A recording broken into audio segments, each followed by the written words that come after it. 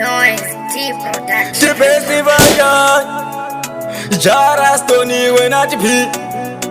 Champion original Amisi Jansi mana no digwani sandiani The best vachani ndigo kuma championi we fuzo Hipo iwe crosspina Kufa pandakare vashokore kuti ndinokuda Mumoyo mangu waumbufe wakabuda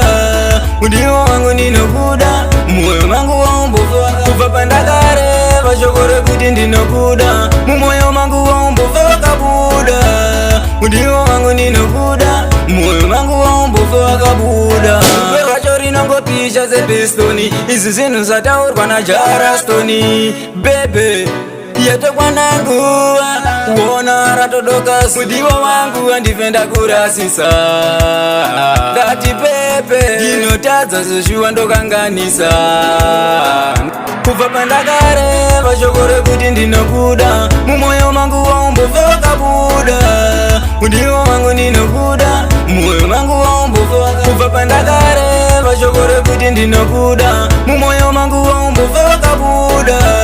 Mudiwa wangu ndinokuda Mumoyo mangu waumbufe wakabuda Ratso zvayo kunakidza Baby ndati inu wondifadza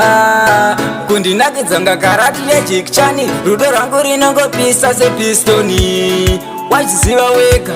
Baby ndati iwo unochiziva wega Kana neni ndochiziva Mai mwana neni ndochiziva Ndakare vashokore kuti ndinokuda Mumoyo mangu waumbufe wakabuda Mudiwa wangu ndinokuda Mumoyo mangu waumbufe wakabuda Kufa pandakare vashokore kuti ndinokuda Mumoyo mangu waumbufe wakabuda Mudiwa wangu ndinokuda Mumoyo mangu waumbufe wakabuda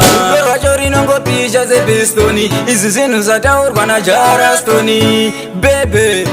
Yeto kwananguwa Uona ratodoka Mudiwa wangu andifenda kurasisa Dati pepe Inotadza zoshuwa ndokanganisa Kufa pandakare vashokore kuti ndinokuda Mumoyo mangu waumbufe wakabuda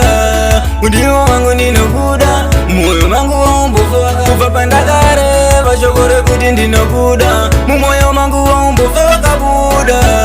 Mudiwa wangu ndinokuda Mumoyo mangu waumbufe wakabuda vashokore kuti ndinokuda Mumoyo mangu waumbufe wakabuda Mudiwa wangu ndinokuda Mumoyo mangu waumbufe Kufa pandakare vashokore kuti ndinokuda Mumoyo mangu waumbufe wakabuda Mudiwa wangu ndinokuda Mumoyo mangu waumbufe wakabuda Amisi Jansi mana nondikwanisa ndiani The best vachani ndiko kuma championi wefuzo